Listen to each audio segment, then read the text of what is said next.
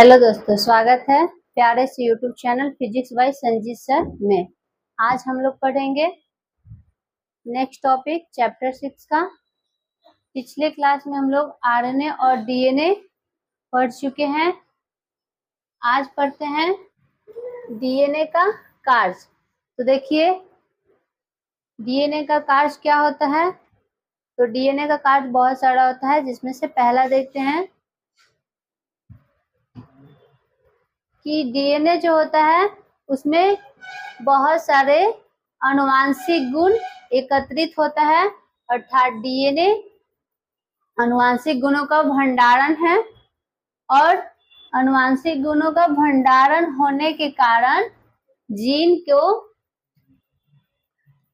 के रूप में पैतृक गुणों का संचरण पीढ़ी दर पीढ़ी करते हैं। तो देखिए डीएनए का पहला कार्य है कि डीएनए जो होता है उसमें आनुवांशिक गुण का भंडारण होता है, और ये भंडारण होने के कारण यहाँ से जीन के रूप में आनुवांशिक गुण को पीढ़ी दर पीढ़ी संचरित करता है। नेक्स्ट है डीएनए प्रोटीन संश्लेषण के मुख्य संचालक है। तो देखिए डीएनए जो होता है प्रोटीन संश्लेषण का मुख्य संचालक होता है, क्योंकि इसमें प्रयुक्त जितने भी आरएनए या एंजाइम्स होते हैं सबका निर्माण डीएनए के द्वारा होता है।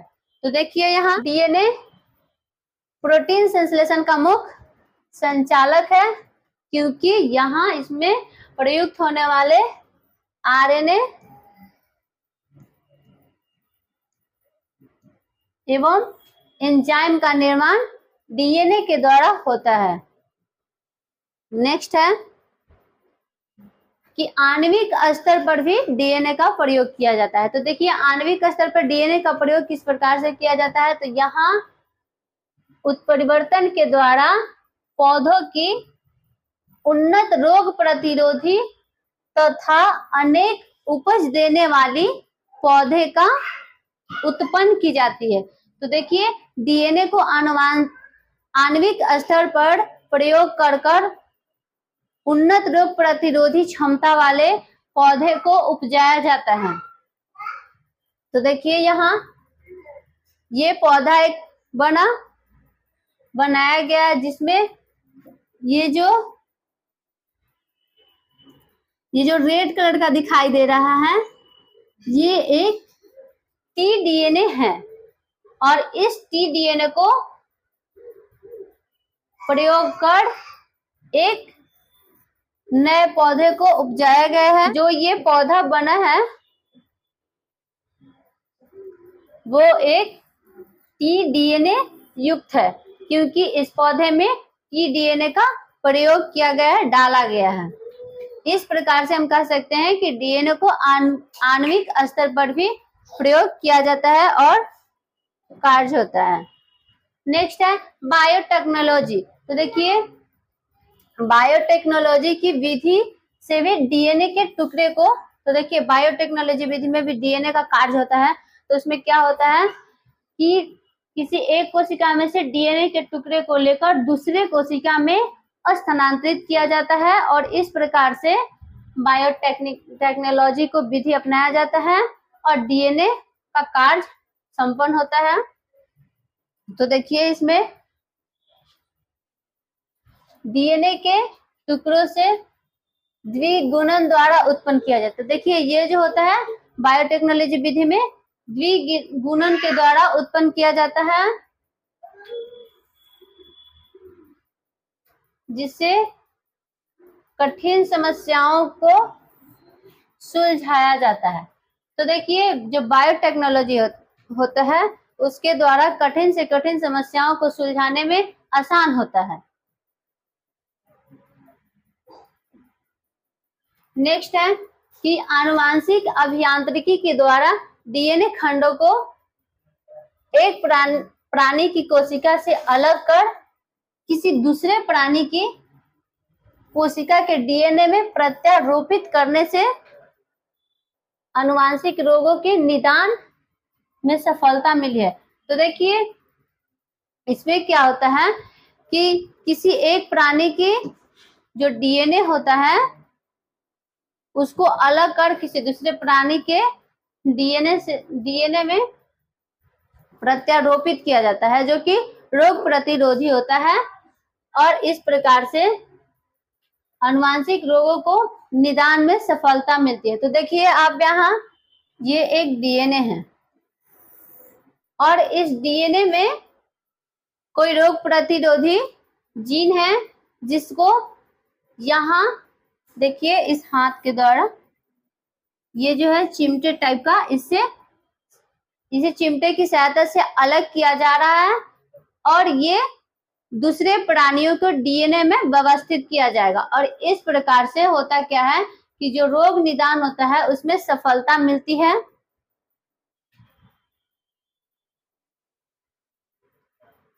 नेक्स्ट है प्रोटीन संश्लेषण की आधारीय क्रिया विधि। तो देखिए प्रोटीन संश्लेषण की आधारीय क्रिया विधि क्या होती है, तो इसमें डीएनए या इनकी अनुपस्थिति, देखिए इसमें होता क्या है कि जो डीएनए उपस्थित है या अनुपस्थित है, फिर भी अनुवांशिक आरएनए को नियंत्रण में प्रोटीन का संश्लेषण किया जाता है। तो देखिए जो प्रोटीन का संश्लेषण आधारीय क्रिया विधि है उसमें डीएनए की उपस्थिति या अनुपस्थिति में यहाँ अनुवांशिक आरएनए के नियंत्रण में प्रोटीन का संश्लेषण होता है। और ये जो प्रोटीन संश्लेषण की आधारीय क्रिया विधि है, इसके अंतर्गत एक सेंट्रल डोग्मा यानी केंद्रीय डोग्मा की विधि होती है, अर्थात एक केंद्रीय डोग्मा होती है। तो देखिए यहाँ केंद्रीय डोग्मा क्या होता है,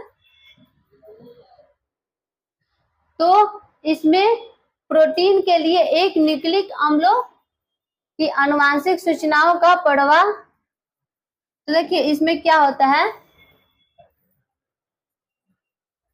कि प्रोटीन संश्लेषण के लिए न्यूक्लिक अम्ल होता है, उसमें आनुवांशिक सूचनाओं का प्रवाह जो होता है एक दिशीय होता है।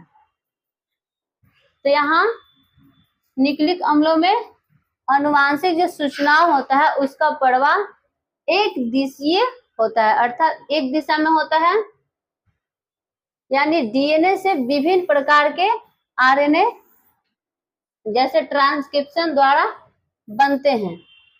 और ये जो केंद्रीय डोग्मा होता है ये होता क्या है, तो देखिए इसमें डीएनए से आरएनए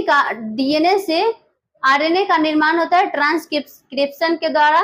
तो देखिए और जो डीएनए से आरएनए का निर्माण हुआ ट्रांसक्रिप्शन के द्वारा, फिर आरएनए से प्रोटीन का निर्माण ट्रांसलेशन के द्वारा होता है। तो देखिए डोग्मा प्रक्रिया यही है कि डीएनए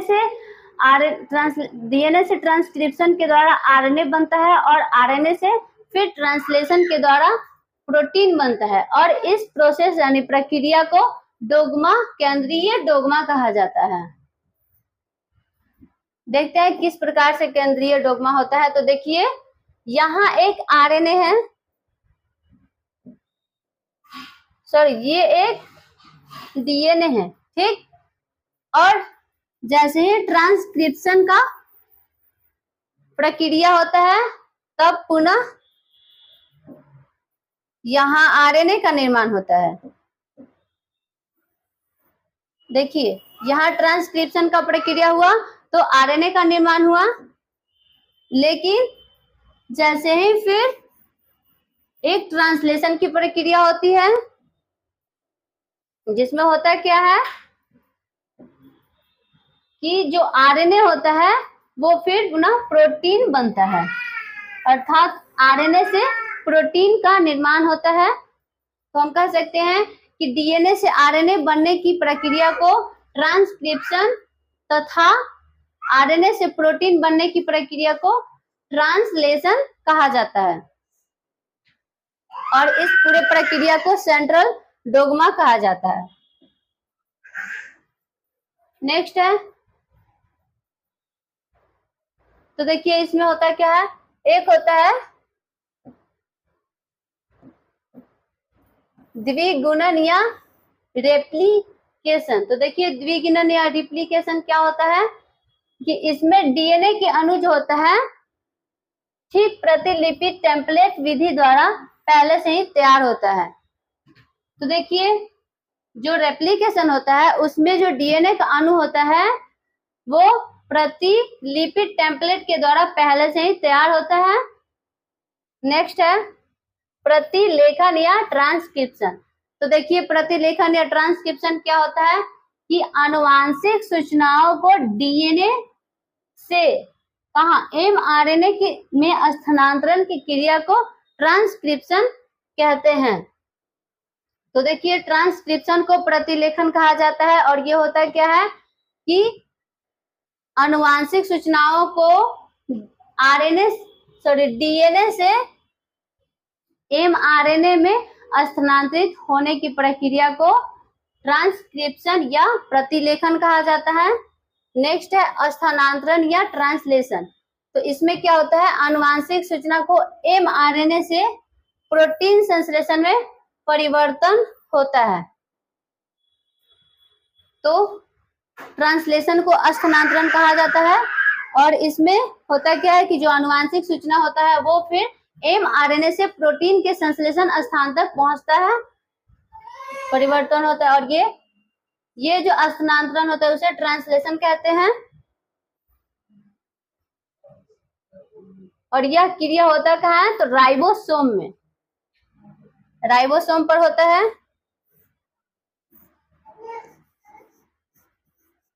एमआरएनए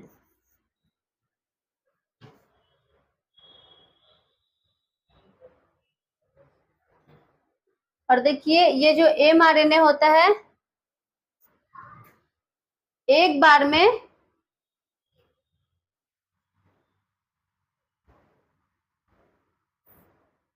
एक संदेश को 5' किनारों से 3' किनारों की ओर अग्रसित करता है।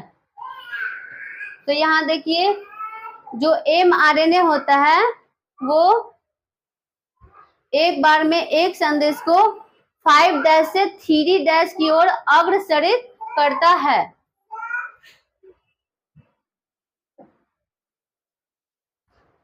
तो यहाँ देखिए फिर से वही प्रोसेस, ये डीएनए ट्रांसक्रिप्शन प्रक्रिया के द्वारा हुआ आरएनए, फिर यहाँ आरएनए से प्रोटीन का निर्माण हुआ जिसे ट्रांसलेशन कहते हैं और डीएनए से आरएनए का निर्माण को ट्रांसक्रिप्शन कहा जाता है। नेक्स्ट है जीन या जीन अभिव्यक्ति। तो देखिए अब जीन क्या होता है और जीन अभिव्यक्ति क्या होता है। तो आनुवंशिकता की वह इकाई जो पीढ़ी दर पीढ़ी एक पीढ़ी से दूसरी पीढ़ी में संचरित होता है उसे जीन कहते हैं तथा जिस प्रक्रिया के द्वारा जीन अभिव्यक्ति अगले पीढ़ी में प्रभावित होता है उस प्रक्रिया को हम लोग जीन अभिव्यक्ति कहा जाता है। तो देखिए जीन क्या होता है कि आनुवंशिकता की वह इकाई जो एक पीढ़ी से दूसरे पीढ़ी में पहुंचती है उसे जीन कहते हैं। या आनुवंशिक खंड, और ये जो होता है आनुवंशिक खंड यानी डीएनए का बना होता है, लेकिन वह विधि जिसके द्वारा जीन अभिव्यक्ति लक्षण प्रारूपी प्रभाव को प्रकट करता है उस विधि को जीन अभिव्यक्ति कहते हैं। और इसके अध्ययन, इसके जो इकाई है निम्नलिखित है, देखते हैं। तो इसमें जो लक्षण प्रभावी होता है जीन अभिव्यक्ति वो किस तरह से होता है, तो इसके अंतर्गत बहुत से प्रक्रिया आती है जिसमें पहला है डीएनए से आरएनए में सूचनाओं का अनुलेखन। तो हमने पीछे बताया किस तरह से डीएनए से आरएनए में ये सूचनाओं का अनुलेखन होता है। नेक्स्ट है अनुवांशिक कूट, और अगला है आरएनए में निहित सूचनाओं को पोलिंग पॉलीपेप्टाइड श्रृंखला में अनुवादन होता है और इस प्रकार से जीन अभिव्यक्ति होती है। तो देखिए अब यहाँ अनुवांशिक कूट या जेनेटिक कूट क्या होता है, जेनेटिक कोड क्या होता है।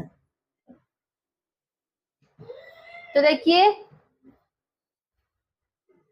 यहाँ एमआरएनए से होकर अनुवांशिक सूचना प्रोटीन में पहुंचता है। तो देखिए जो अनुवांशिक सूचना होता है वो एमआरएनए से होकर प्रोटीन में पहुंचता है तथा फिर आरएनए की भाषा में प्रोटीन आरएनए की जो भाषा होता है उसको प्रोटीन के भाषा में अनुवाद किया जाता है, जिससे एक शब्दकोश तैयार होता है और उसे अनुवांशिक कूट कहते हैं। तो देखिए यहाँ अनुवांशिक कूट या जेनेटिक कोड क्या होता है। तो इसमें होता क्या है कि जो एमआरएनए होता है तो एमआरएनए से होकर अनुवांशिक सूचना जो होता है प्रोटीन तक पहुंचता है और इसमें से प्रोटीन में पहुंचती है तथा जो आरएनए की भाषा होता है उसको प्रोटीन की भाषा में तैयार किया जाता है और इस प्रकार से एक शब्दकोश का निर्माण होता है। यहाँ एक शब्दकोश का निर्माण होता है और उसे इस शब्दकोश को ही अनुवांशिक कूट या जेनेटिक कोड कहा जाता है।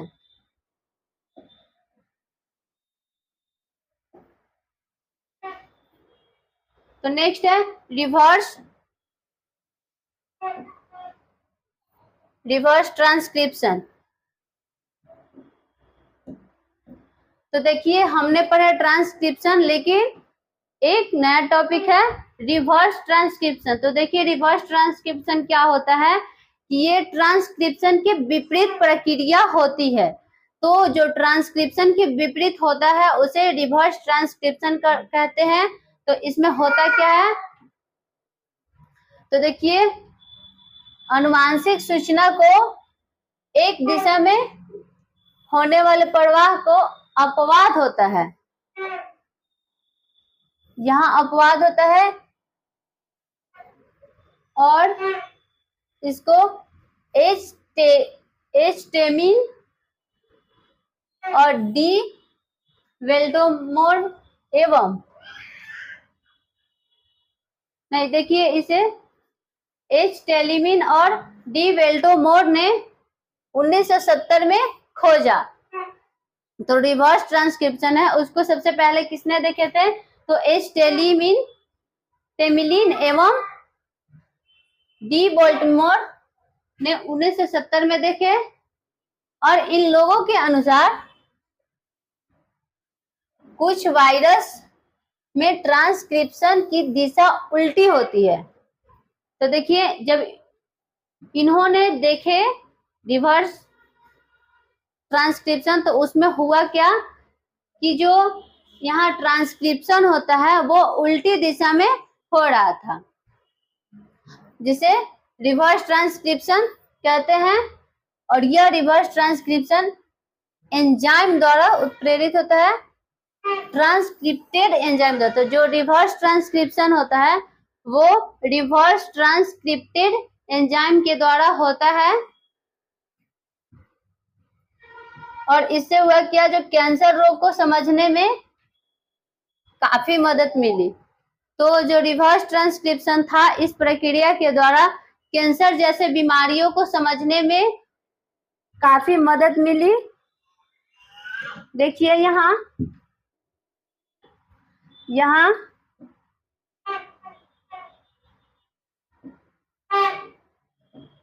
ये जो है एक रेट्रोवायरस है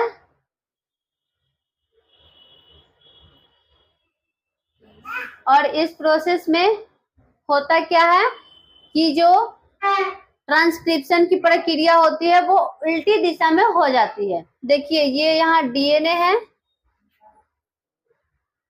और यहाँ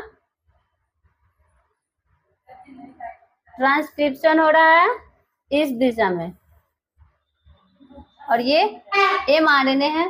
तो इस प्रकार से एक रिवर्स ट्रांसक्रिप्शन भी होता है। तो आज के लिए इतना ही, मिलते हैं नेक्स्ट क्लास में।